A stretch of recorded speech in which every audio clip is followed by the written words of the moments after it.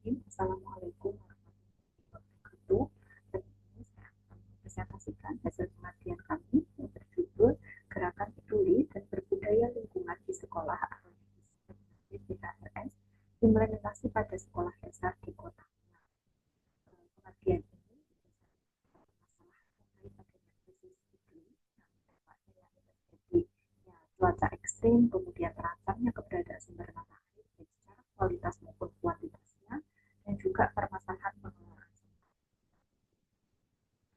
Kota Malang sendiri pada tahun 2023 total sampah yang dihasilkan yakni mencapai 778,34 ton per hari atau setara 0,65 kg per orang per hari.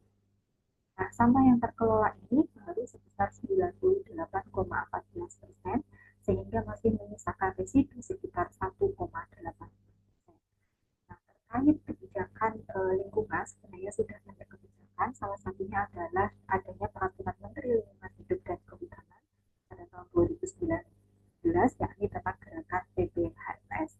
Nah, ini merupakan salah satu kebijakan terkait tata kelola lingkungan yang fokus pada satuan pendidikan, baik itu pendidikan dasar maupun pendidikan atas. Akan tetapi penelitian ini fokus pada menyasar pada pendidikan sekolah dasar. Tujuan dari kegiatan kami adalah untuk memetakan permasalahan sekolah dalam mengimplementasikan gerakan BPHMS dan juga melihat sejauh mana implementasi dari PPHRS ini. Nah, kegiatan PPHRS ini sebenarnya sudah diterapkan pada berbagai kegiatan, salah satunya melalui P5 di SDN Ujung Sekar 4 yang temanya adalah terkait tata kelola sampah. Metode yang kami lakukan adalah ada 4, yakni mulai dari perencanaan, pelaksanaan, penutupan, dan evaluasi. Perencanaan ini dilakukan dengan diskusi dengan mitra dan memetakan terkait permasalahan tata kelola lingkungan yang ada di SDN 7 Kemudian pelaksanaan yakni dilakukan sosialisasi terkait gerakan PPHRS kepada peserta didik. Kemudian penutupan yakni tanya jawab dan pembagian progres. Kemudian evaluasi kami lakukan antar tim pengadilan terkait pelaksanaan apakah ada kekurangan dari pelaksanaan pengadilan yang sudah kami lakukan sehingga dapat untuk pengadilan. Ya. Kemudian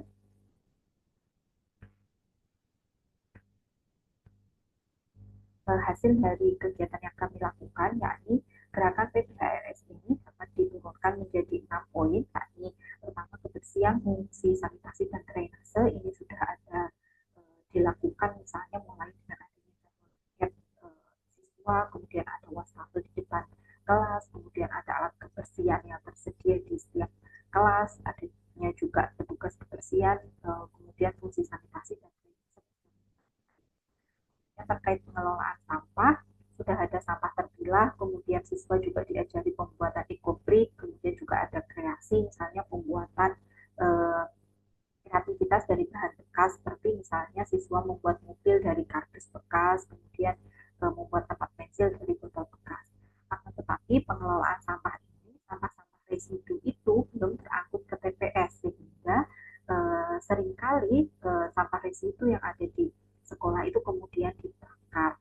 Kemudian yang poin 3, penanaman dan pemeliharaan pohon dan tanaman ini sudah baik karena ada banyak tanaman, baik itu tanaman hias ataupun pohon besar, sehingga sekolah itu terkesan asri.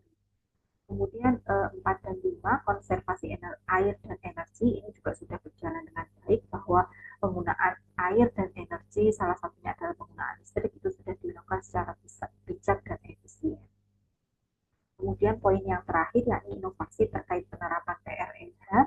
Nah, ini belum ada inovasi dari pihak sekolah, sudah ada implementasi, sudah ada identifikasi permasalahan terkait lingkungan hidup, tetapi kemudian belum ada inovasinya. Jadi ini yang kemudian perlu didorong agar SD atau pihak sekolah itu kemudian memunculkan inovasi untuk PRLH berikutnya. Jadi dapat disimpulkan bahwa implementasi gerakan PPHRS di SDN Ujung Sekar 4 ini belum sepenuhnya berhasil, yakni tadi di poin 6 bahwa belum adanya inovasi terkait perilaku ramah lingkungan. Sekian presentasi yang dapat saya sampaikan. Terima kasih. Saya tutup. Assalamualaikum warahmatullahi wabarakatuh.